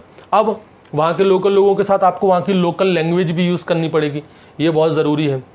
लोकल लैंग्वेज, आप सिर्फ वहाँ पर इंग्लिश में जाके झाड़ के नहीं आ सकते कि सब कुछ इंग्लिश में बोला है, अपनी अपनी स्टैंडर्ड भाषा में बोला है, वो चीज़ नहीं। अगर वहाँ पर देहाती चलते तो आपको देहाती भाषा में बात करनी पड़ेगी, वहीं के लोगों को उन्हीं की भाषा में आपको समझाना पड़ेगा, उनके जैसा आपको रहना पड़ेगा। इसे कहते हैं grass root principle of organisation. Basic ज़मीनी स्तर पर काम करो, जो कि आज नहीं हो रहा है। आज टेक्नोलॉजी तो बनती है लेकिन ऊपर बनती है, नीचे ज़मीनी स्तर तक वो पहुँचती नहीं है। क्यों नहीं पहुँचती? क्योंकि हम इन चीज़ों को इन्वॉल्व भी नहीं करते। हमारे सरकारी दफ्तरों में जाओ, 2 अधिकारी बैठे हुए हैं, उनसे मिलने जाओ तो वो इंग्लिश में शट अप, गेट आउट ऐसा बोल के भगा देते हैं, उनको कोई मतलब ही नहीं है, ठीक है। कभी भी कोई प्रोग्राम वगैरह इनिशिएट करते हैं, गांव के लोगों को पार्टिसिपेट ही नहीं करते। गांव के कुछ लोगों को उस प्रोग्राम में मेंबर बनाओ कि भाई जब तक गांव के लोग उस प्रोग्राम के मेंबर नहीं बनेंगे वो लोगों को लाएंगे कैसे, वो लोगों को समझाएंगे कैसे। साइंटिस्ट क्या करेगा? साइंटिस्ट 24 घंटे गाँव में थोड़ी रहेगा। साइंटिस्ट तो जाएगा 1 घंटे में अपना प्रोग्राम करके लौट के आ जाएगा। अब गांव, फिर उसके बाद साइंटिस्ट के जाने के बाद गांव के लोगों को कौन मेंटेन करके रखेगा? वहीं के लोग। तो उनके लोगों को मेंटेन जरूर करो, भले ही कैसे भी करो, कोई बेनिफिट देके करो, कुछ उनको मंथली की सैलरी दे दो या कुछ उनका कुछ भी बेनिफिट करवा दो, लेकिन वहाँ के लोगों को इन्वॉल्व करो। ये है principle of grass root principle of organisation. 2 बार प्रिंसिपल आ रहा है, कंफ्यूज मत होना। उसके बाद देखो अपना leadership principle, principle of leadership. Principle of leadership, ये तो नाम से ही समझ में आ रहा है।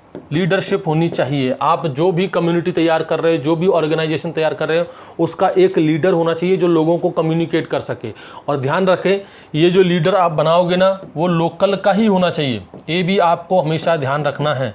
हमेशा कोई भी एक्सटेंशन एजुकेशन प्रोग्राम आप स्टार्ट कर रहे हो किसी गांव में, तो वहाँ का जो लीडर, अगर आप चाहते हो कि हमारा वो प्रोग्राम सक्सेसफुल हो जाए, तो लीडर जो है वो आपका वहीं के लोकल उसी गांव का बनाना पड़ेगा। चाहे वहाँ के सरपंच को बना दो, सेक्रेटरी को बना दो, किसी को भी बना दो, लेकिन वहीं के लोकल, वहीं किसी भी दबदबे वाले आदमी को बना दो, लेकिन लोकल व्यक्ति को बनाओ। लोकल व्यक्ति को बनाओगे तो ही वो उस पूरे गाँव में सक्सेस हो पाएगा, तभी गाँव के लोग उसमें पार्टिसिपेट कर पाएंगे। आप अपने ही किसी बंदे को बना दोगे जिसका उस गाँव से कोई लेना देना ही नहीं है, तो वो कुछ नहीं होने वाला। लीडरशिप का प्रिंसिपल, और लीडरशिप भी कैसा होना चाहिए, लोकली होना चाहिए। उसके बाद और बात करें अपन whole family, principle of whole family. एक होल फैमिली वाला प्रिंसिपल है। ये क्या है भाई, कोई भी एक्सटेंशन एजुकेशन वाला सिस्टम, कोई भी प्रोग्राम आप चलाते हो तो पूरी फैमिली को फायदा पहुंचाए। ऐसे कोशिश ये करो कि जो भी एक्सटेंशन एजुकेशन प्रोग्राम आप बना रहे हो उसमें पूरी फैमिली पार्टिसिपेट करे। उसकी फैमिली में मान लो 4 लोग हैं, दादा हैं, दादी हैं, बच्चों को चलो छोड़ दो, बच्चा अगर छोटा है तो छोड़ दो, बड़ा है 18-20 साल का बच्चा है तो उसको भी लेकर आओ, ठीक है। दादा हैं, दादी हैं, माँ बाप हैं, ठीक है, भाई बहन हैं। भाई बहन अगर ऐसे नहीं कि वहाँ रोते हुए वाले बच्चे, 2-4 साल वाले, वो बच्चे नहीं, वो क्या समझेंगे। अच्छे बच्चे हों, अच्छे बच्चे से मतलब है बड़े बच्चे हों, 18-19 साल को समझ सकें। तो ऐसी चीज़ों में अपना प्रोग्राम क्या, उन्हें होल फैमिली वाला होना चाहिए कि सभी को लेकर आओ। कई बार क्या होता है कि एक परिवार में 5 लोग हैं, उसमें से कोई एक आ जाता है, भाई चलो वो कह देते हैं कि वो वहाँ मीटिंग हो रही है, तू चला जा बेटा, एक काम कर। 4 भाई हैं तो 4 में से किसी एक को भेज देते हैं। ऐसा नहीं, आपका टारगेट क्या है, 4 भाई हैं तो चारों को बुला के लाओ। कई बार ऐसा होता है कि एक को नहीं समझ में आती वो बात, हमने कुछ बताया वो एक को नहीं समझ में आई। अगर एक ही परिवार के 4 लोग आएंगे तो 4 में से एक तो कन्विंस होगा। हम किसी वैरायटी के बारे में उसको बताएंगे, किसी नई टेक्नोलॉजी के बारे में बताएंगे। 4 में अगर मान लो एक ही आया, वो एक ही वो कन्विंस नहीं हुआ, उसको नहीं आया मजा कि नहीं मेरे को पसंद नहीं आई टेक्नोलॉजी, तो वो चला जाएगा। लेकिन अगर उसी परिवार के 4 लोग, 6 लोग, एक ही घर के 6 लोग की 6 लोग अगर आ जाएं, तो उन 6 में से कोई एक तो सेटिस्फाई होगा, एक को तो लगेगा कि हाँ है। फिर वो घर जाकर बाकी के 5 लोगों को भी मना बुझाकर इस टेक्नोलॉजी को, इस वैरायटी को, या जो भी अपना काम अपन करवाना चाहते हैं, जो भी बदलाव लाना चाहते हैं, वो अपन करवा लेंगे। तो होल फैमिली, पूरी फैमिली को लेकर साथ में चलो यहाँ पर। उसके बाद अपन बात करते हैं कॉपरेशन। कोऑपरेटिव होना चाहिए, principle of cooperation.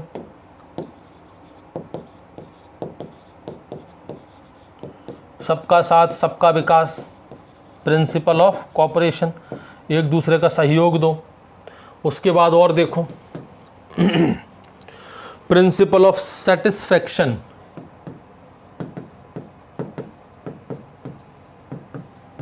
Principle of satisfaction. जो भी टेक्निक, जो भी वैरायटी, जो भी प्रोग्राम आप कर रहे हो उसमें सेटिस्फैक्शन लास्ट में मिलना ही चाहिए। मतलब आपको वहाँ पर एक रिजल्ट ओरिएंटेशन चाहिए कि हमने जो प्रोग्राम किया, फॉर्मेलिटी मत करो। आज की डेट में फॉर्मेलिटी हो रही है, आज की डेट में क्या हो रहा है, सिर्फ फॉर्मेलिटी। जब उनके ऊपर प्रेशर पड़ता है ना, तब उनके दिमाग में आता है कि कुछ करो करो, तो फिर वहाँ पर फेक डाटा बनाए जाते हैं। भाई कोई टेक्नोलॉजी आई है, कलेक्टर ने आदेश दिए केवीके को, केवीके का जो पीसी है, प्रोग्राम कोऑर्डिनेटर है, वहाँ के जो साइंटिस्ट एसएमएस हैं, उन्होंने कहा कि भाई ये जो टेक्नोलॉजी है इसको अप्लाई करवाइए, पूरे गाँव पहुँचवाइए। ये क्या करते हैं, आज की डेट में सच्चाई यही है। ये क्या करते हैं, कहीं कहीं ग्राम संगोष्ठी करा ली, बोले एक काम करो केवीके में प्रोग्राम करवा दो। अब किसान जो है पहले से बंधे हुए हैं, पूरे गांव में उनको फोकस ही नहीं, भले जाए भी ना गांव में, फ़ोन लगा देते हैं कि भाई अपने जो किसान जो हमेशा आते हैं उनको ले आओ। 4-5 गांव से 4-4, 5-5 लोग आ जाते हैं, 25-30 लोगों की भीड़ इकट्ठी हो जाती है, फोटो खींच लेते हैं, बस हो गया हमारा प्रोग्राम, और उसकी रिपोर्ट बनाकर भेज देते हैं कलेक्टर को, ये लो प्रोग्राम हो गया सक्सेसफुल। अब जो इतना पैसा आया, फंड आया, सब कुछ आया, वो कहाँ से, उसको कैसे शो करें, तो वो डॉक्यूमेंट पे चलता है। ये है आज का स्तर। गांव में बहुत सारे गांव तो ऐसे हैं यहाँ पर जिन्होंने अपना केवीके नहीं देखा होगा, केवीके के किसी अधिकारी को नहीं देखा होगा, क्योंकि वहाँ पर अपन को जाते ही नहीं। वहाँ पर सेटिस्फैक्शन का मतलब ये है कि आपको रिजल्ट ओरिएंटेड, आपको फॉर्मेलिटी नहीं करना है। आप कोई भी प्रोग्राम चला रहे हो तो उसका रिजल्ट मिलना चाहिए। किसानों को उससे सेटिस्फैक्शन होना चाहिए कि हाँ कोई प्रोग्राम आया था और हम सेटिस्फाई हो गए, हमको ये चीज़ सीखने को मिली। सेटिस्फैक्शन बहुत ज़रूरी है, तो ये भी काफ़ी अच्छा प्रिंसिपल है। तो ऐसे और भी बहुत सारे प्रिंसिपल लिखने, कुछ इंपॉर्टेंट हैं जो आपको याद रखने। अब आ जाओ टीचिंग स्टेप्स। ये देखो भाई, टीचिंग स्टेप में यहाँ पर एक शॉर्टकट आप याद रखो, एडकास। क्या याद रखना है आपको, एडकास,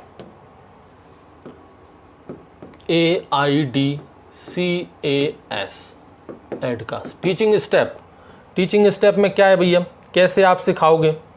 देखो, जैसे कि मान लो कि मुझे सिखाना है आप लोगों को, तो मैं कैसे आप लोगों को सिखाऊंगा उस चीज़ को आप समझें। ये क्या हो गया है, ये ऊपर पहुंच गया, वो उधर आ गया, ये इधर आ गया, चलो ठीक है कोई नहीं, दोबारा से लिख देंगे। शुरुआत इसकी होती है हमेशा अटेंशन से। कहाँ से शुरुआत होगी? अटेंशन। जैसे कि मान लो मुझे आज आपको कोई टॉपिक सिखाना है, मैं अपना एग्जांपल लेता हूँ, मुझे आपको कोई टॉपिक सिखाना है। अब जैसे मुझे तो ऑनलाइन क्लास है, मान लो ऑफलाइन क्लास चल रही हो, तो आप लोग क्लास में बैठे हो, कोई ऐसे सो रहा है, किसी की नींद आ रही है, किसी की आंखों में नींद भरी है, कोई बातें कर रहा है, कोई फेसबुक चला रहा है, तो मैं स्टार्टिंग से आके क्या करूँगा, एकदम से आऊँगा, कुछ आप लोगों को एंटरटेन करूँगा, थोड़ा बहुत गाना वाना सुनाऊँगा, कुछ चुटकुले सुनाऊँगा, आप लोगों का जो ध्यान है वो अपनी तरफ करूँगा, मतलब अटेंशन वाला काम। क्या आप लोग सब सावधान हो जाओ, क्या अपन कुछ करने वाले हैं। कुछ लोगों का तो ये तरीका होता है, बाकी के कुछ लोगों को आते ही है सावधान, सब लोग लाइन में लग जाओ, खड़े हो जाओ, ऐसे हो जाओ, वैसे जाओ, तो वो मिलिट्री वगैरह में चलता है, इस तरीके से हो सकता है। तो आप लोगों को क्या करना है, पहली चीज़ टीचिंग में क्या होती है, हमेशा अटेंशन। ऐसा नहीं है कि आप क्लास में आए और आते बट बट बट बट करके शुरू कर दिए। अब ये तो ऑनलाइन क्लास में, यहाँ पर आपको क्या सिखाऊंगा, ऑफलाइन होता तो कुछ करते, ठीक है। तो ऐसा नहीं है कि आप आओ और आके पढ़ाना शुरू कर दो, बच्चों ने अभी आपको देखा ही नहीं है, तो पहले बच्चों को अपने कंट्रोल में लो, बच्चों को अटेंशन में लाओ कि भैया मैं पढ़ाना शुरू कर रहा हूँ, सब सावधान हो जाओ, ठीक है। तो पहली स्टेप हमेशा क्या होती है, अटेंशन की होती है। पेन दूसरा ले, पहली स्टेप हमेशा क्या रहेगी, अटेंशन। कौन सा, ये ले लेते हैं।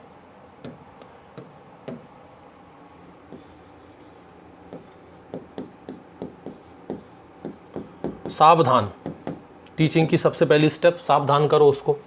आप सावधान कर दिया आपने, अब आप कुछ पढ़ाना शुरू करोगे तो बच्चों के अंदर इंटरेस्ट जागेगा, उसको लगेगा कि हाँ कुछ तो अच्छा चल रहा है, तो बच्चों के अंदर आएगा क्या, इंटरेस्ट। जो चीज़ आप बता रहे हो उसके अंदर बच्चों को लगेगा कि हाँ कुछ तो है, ठीक है।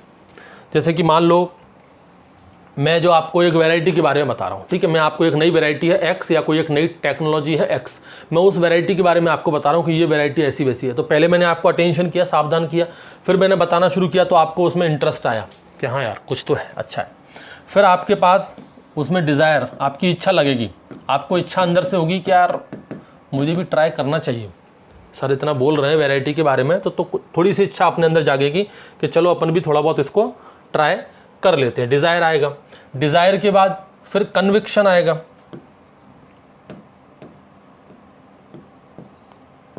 ठीक है। ये थोड़ा सा इधर क्यों आ गया,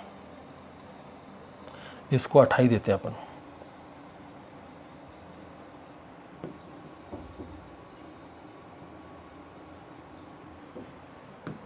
देखो वो कन्विक्शन कहाँ पहुँच गया, एक्शन कहाँ पहुँच गया, ठीक है भाई। डिज़ायर, उसके अंदर इच्छा जागी कि हाँ मुझे ये काम करना चाहिए। उसके बाद कन्विक्शन, कन्विक्शन में क्या है भाई, इच्छा जगने के बाद वो उस चीज़ के लिए आगे बढ़ेगा कि चलो देखे तो क्या चीज़ है अभी, तो वो उस चीज़ की जांच पड़ताल करेगा, उस चीज़ को देखेगा कि ठीक है चलो अच्छा काम करता है, सारी चीज़ें हैं, ठीक है। उसको करने के बाद वहाँ पर वो एक्शन ले लेगा कि हाँ ठीक है मैं तैयार हूँ, मैं इस वैरायटी को इस बार लगाऊंगा, और फिर उसको अच्छा रिजल्ट मिलता है, और रिजल्ट मिलने के बाद हमारा किसान भाई हो जाता है खुश, उसे मिल जाता है सेटिस्फैक्शन।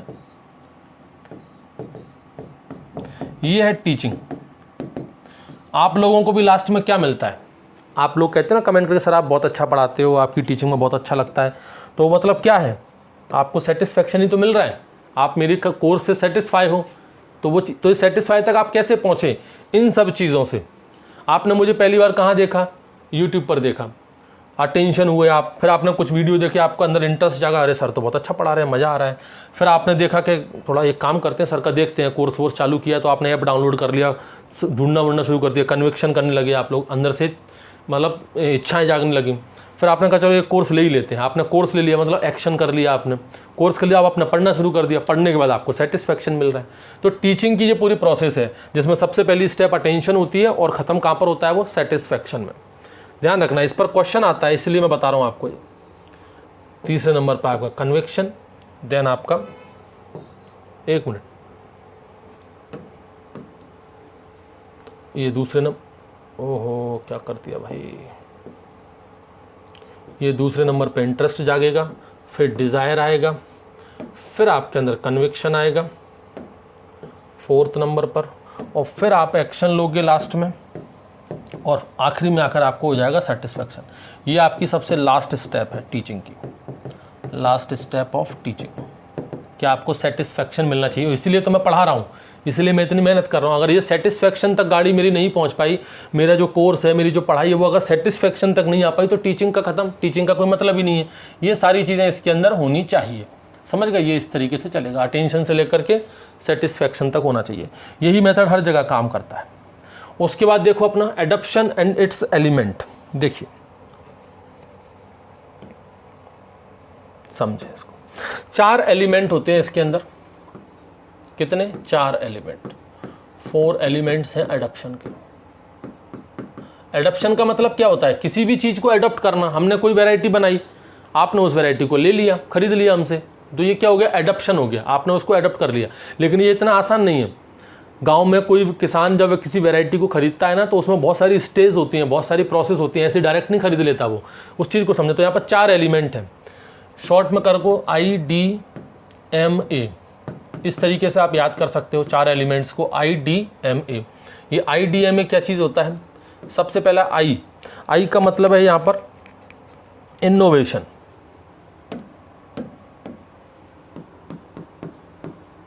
इनोवेशन, किसी भी चीज़ को पहले इनोवेट तो करो। इनोवेशन मतलब आपने कोई नई टेक्नोलॉजी बना दी, ठीक है, बना दी, या हो सकता है आपने कोई नई वैरायटी बना दी, ये तो इनोवेशन हो गया, ठीक। अब आप चाहते कोई नई टेक्नोलॉजी, नई वैरायटी हम किसानों तक पहुंचा दें और लोग किसान उसको ले भी लें, तो यहाँ पर एक तो इनोवेशन आपको करना पड़ेगा, इस चीज़ की ज़रूरत पड़ेगी।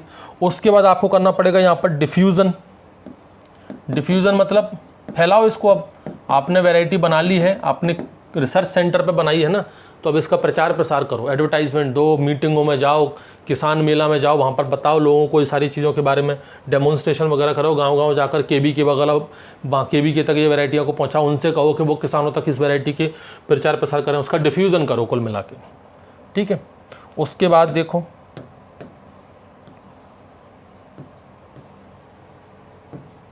प्रचार प्रसार कर दिया, डिफ्यूज़न हो गया। उसके बाद एम से होगा क्या? मोटिवेशन। लोगों को मोटिवेट करो, जागरूक करो कि ये वैरायटी है। प्रचार प्रसार करने के बाद आपने सब जगह फैला दिया, पोस्टर चिपकवा दिए, अखबार में निकलवा दिया और जगह जगह पर स्टॉल लगा दिए उसके, किसान मेले में जाकर। अब लोगों को मोटिवेट करो, लोगों को बताओ, उसके फ़ायदे सिखाओ कि इससे ये हो सकता है, इससे ये हो सकता है। उसके बाद वहाँ पर वो एडप्ट करेगा, एडप्शन। ये 4 एलिमेंट होते हैं किसके? एडप्शन के। चारों एलिमेंट इंपॉर्टेंट हैं, चारों को याद करना पड़ेगा आपको। इनोवेशन, डिफ्यूज़न, मोटिवेशन और एडप्शन, इनके ऊपर क्वेश्चन आते हैं। ये 4 एलिमेंट होते हैं। अब आते हैं अपन स्टेजेस की कि कैसे काम करता है, कोई भी किसी भी चीज़ को कैसे एडॉप्ट करता है। तो सबसे पहले तो आती है भाई जागरूकता। देखिए सबसे पहले क्या होगी? अवेयरनेस आएगी। पहले से ऑलरेडी लिखा हुआ है, मैं भी और अलग से लिख रहा हूँ। अवेयरनेस, कोई नई वैरायटी गांव के अंदर आई है, अपन वैरायटी को, कोई वैरायटी का एग्जांपल बड़ा अच्छा है। एक नई वैरायटी गांव के अंदर आ गई, ठीक है भाई, एक वैरायटी है एक्स, ये एक गांव के अंदर आई, ठीक है। गांव के अंदर कोई भी एक अच्छा जो किसान होगा, जिसको अपन इनोवेटर कहते हैं, वो अपन देखेंगे आगे, इसमें भी होते हैं आपके। तो वो जो इनोवेटर है वो अपने गांव के अंदर, मान लो गांव का सरपंच ले लो, गांव का सरपंच इनोवेटर अच्छा खासा है, साइंस पे विश्वास करता है, नई नई टेक्नोलॉजी को लेकर आता है, ठीक है। तो भाई जो गांव का जो एक किसान है, गांव का जो सरपंच है, वो एक नई वैरायटी लेकर आया, उसने अपने खेतों में वो वैरायटी लगा दी।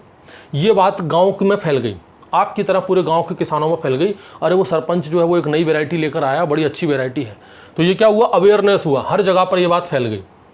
इससे क्या हुआ? लोगों को पता चला कि इस नाम की भी कोई वैरायटी है, एक्स नाम की भी कोई वैरायटी है जो आई है मार्केट के अंदर। तो पहले तो अवेयरनेस हुआ, ठीक है। अवेयरनेस कैसे हो गया? अभी अवेयरनेस अपन ने सरपंच के थ्रू कराया। इससे आप चाहो तो एडवर्टाइजमेंट दे सकते हो। आप जब एडवर्टाइजमेंट दे दोगे तो आपको अवेयरनेस हो जाएगा। जैसे मैंने आपको कोई कोर्स लॉन्च किया तो मैंने यूट्यूब पे बताया ना, तो उससे मैंने आपको अवेयर किया, आपको बताया कि हाँ इस तरह की कोई चीज़ आई है, अवेयरनेस हुआ। अपन तो वही वाला एग्जांपल लेके चलो कि गांव में सरपंच ने वो वैरायटी लगाई है, तो पूरे गांव में वो बात फैल गई, आसपास के गांव में भी फैल गई। लोगों को पता चला कि हाँ एक्स नाम की भी कोई वैरायटी है जो कुछ अच्छा कर रही है, हमारे गाँव के सरपंच ने लगाई है। अवेयरनेस आया। अब गांव के लोगों के अंदर इंटरेस्ट जागा। गांव के लोगों ने सोचा ये काम करें यार, चलें क्या उसके यहाँ पर, चलो इस बहाने सरपंच से मिलाते हैं, थोड़ा सा कुछ चाय वाय का तो पूछेंगे। इसी बहाने मिल भी आएंगे और जो सरपंच ने जो वैरायटी लगा रखी है वो भी देख लेंगे। तो गांव वाले चले गए सरपंच के घर। क्यों गए? क्योंकि उनके अंदर इंटरेस्ट जागा, इच्छा जागी उस चीज़ को देखने की। जैसे आप लोगों ने यूट्यूब पर मेरा कोर्स देखा, फिर आपके अंदर इच्छा जागी कि एक बार देख लें, तो आप क्या बोलते हैं सर डेमो मिलेगा क्या? डेमो, तो वो जो डेमो मिला है वो क्या है, आपका आगे आएगा इवैल्यूएशन।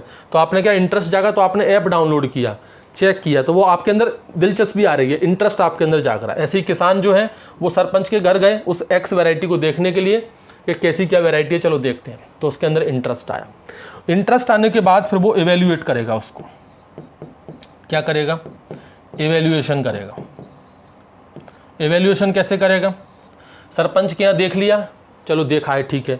फिर कुछ लोग कहेंगे ठीक है पहले आने तो एक बार उपज तो आने दो, कैसी क्या उपज आती है देखते हैं।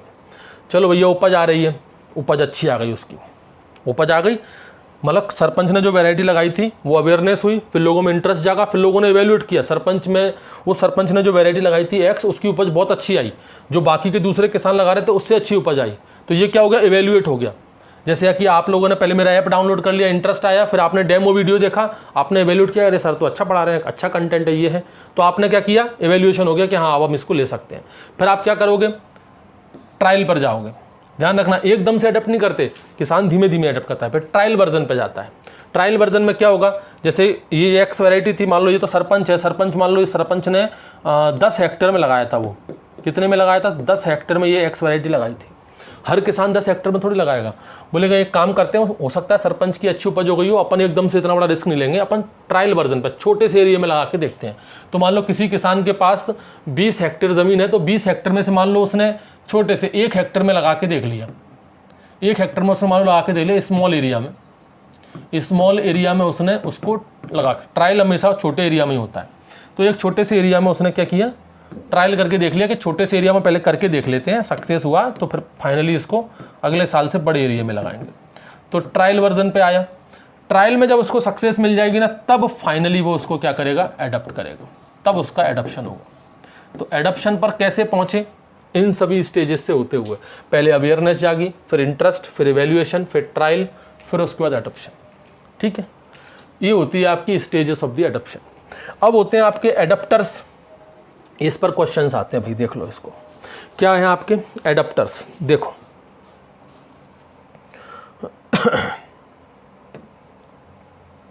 पेन ये ले लेते हैं। देखिए 5 तरह के लोग होते हैं।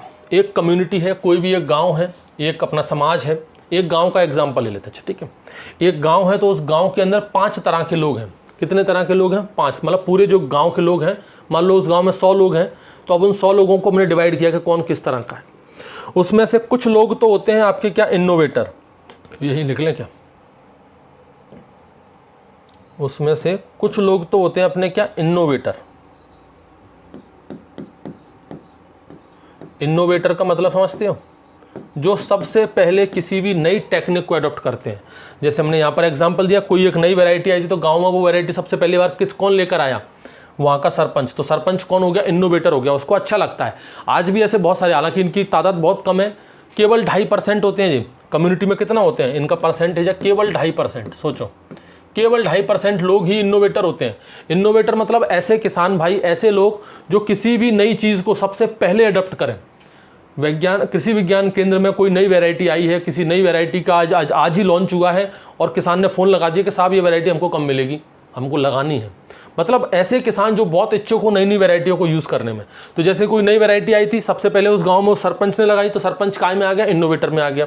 कुछ और 1-2 किसान होंगे, उन्होंने भी वो वैरायटी सबसे पहले लगाई, वो क्या होगा? इनोवेटर। इनकी बहुत कमी है, मात्र 2.5% है। यही सबसे बड़ी बेकार। कितने? केवल 2.5% लोग हैं जो इनोवेटर हैं। बाकी के मेजोरिटी जो है ना, वही पुरानी वैरायटी, पुरानी तकनीक को यूज़ कर रहे हैं। नई तकनीक को यूज़ करने वाले लोग कितने हैं? केवल और केवल 2.5%। उसके बाद आते हैं आपके अर्ली एडप्टर। इस इनोवेटर के बाद अर्ली एडप्टर्स। इस इनोवेटर के बाद आते हैं आपके अर्ली एडप्टर। ये हैं आपके 13.5%। ये जो परसेंटेज मैं आपको बता रहा हूँ ना, ये मोस्ट इंपॉर्टेंट डाटा है, याद करना पड़ेगा आपको। यहाँ से क्वेश्चन आते हैं और ऐसे सीक्वेंस याद करना। अर्ली एडप्टर आपके 13.5% होते हैं, 13.5%। इनोवेटर जब इस वैरायटी को ले लेते हैं तो अर्ली अडप्टर फिर वो लोग हैं जो इनको देख कर लेते हैं कि भाई गांव का सरपंच ले आया, हमारा फलाने वाला शर्मा जी ले आया, हमारे वर्मा जी भी वैरायटी लगा ली है, तो चलो अपन भी ले लेते हैं। तो ये भी अर्ली अडप्टर है। ये वो लोग हैं जो डायरेक्ट नहीं लेते। ये अर्ली अडप्टर किनको देखकर काम करते हैं? इनोवेटर को देखकर। इनोवेटर ने काम किया तो चलो हम भी करेंगे, पीछे पीछे करते हैं, नकलची वाले हैं ये। तो ये 2.5%, ये 3.5%, ये भी चलो अच्छे हैं, लिया तो कम से कम, इनको देख के लिया लेकिन लिया तो अर्ली अडप्टर। उसके बाद ये 2 मेजर पार्ट हैं बड़े, एक होते हैं अर्ली मेजोरिटी और लेट मेजोरिटी, दोनों का सेम है। ये हैं आपके कौन से? अर्ली मेजोरिटी, और ये हैं आपके लेट मेजोरिटी। सबसे ज़्यादा अगर गांव में भी अपन जाए ना तो सबसे ज़्यादा इन्हीं की संख्या मिलेगी, अर्ली मेजोरिटी की और लेट मेजोरिटी की। इनकी परसेंटेज है वो 34% है। 34% लोग आपको अर्ली मेजोरिटी वाले मिलेंगे और 34% लोग आपको लेट मेजोरिटी वाले मिलेंगे। ये वे लोग हैं अर्ली मेजोरिटी जो फिर अर्ली एडप्टर को देखकर काम करते हैं कि यार अब तो इन लोगों ने भी वैरायटी ले ली है, मतलब कुछ तो अच्छी वैरायटी होगी, तो ये अच्छा खासा वर्ग है 34% का। वो भी जाते हैं उन अर्ली एडप्टर के बारे में देखते हैं उन्होंने क्या वैरायटी लगाई। तो ये वो लोग हैं जो अर्ली एडप्टर को देखकर फिर अपना काम करते हैं, उनको देखा ये उस नई वैरायटी को, नई टेक्निक को लेते हैं। फिर ये लेट मेजोरिटी है, उतनी ही संख्या इनके ठीक पीछे भी है कि ये लोग जब वो करेंगे ना तब ये करेंगे कि पहले अपन क्यों लें। कोई जब नई वैरायटी आती है ना तो गाँव में डिस्कशन चलता है कौन लेगा, तो वो लोग डिस्कशन करते हैं, अरे अपन क्या को लें, पहले वो उनको करने दो, एक बार वो कर लेते हैं, अगले साल फिर अपन देख लेंगे, उसका अच्छा परफॉर्मेंस आता है, अच्छी उपज मिलेगी तो अपन भी लगा लेंगे। ये रहता है, इस तरीके से चलता है। तो अर्ली मेजोरिटी इनको देख करके फिर लेट मेजोरिटी वाले भी आ जाते हैं। सबसे ज़्यादा शेयर इन्हीं का ही है, अर्ली मेजोरिटी और लेट मेजोरिटी का सबसे ज़्यादा 34% है दोनों। और ये हैं भैया हमारे सबसे पिछड़े हुए, सबसे लास्ट में, इनको कहते हैं लेगार्ड्स। इनको क्या कहते हैं अपन? लेगार्ड्स। ये है केवल और केवल 16%। ठीक है, इनका भी परसेंटेज बहुत ज़्यादा है। ये हैं आपके लेगार्ड, कितने हैं? 16%। ये वे लोग हैं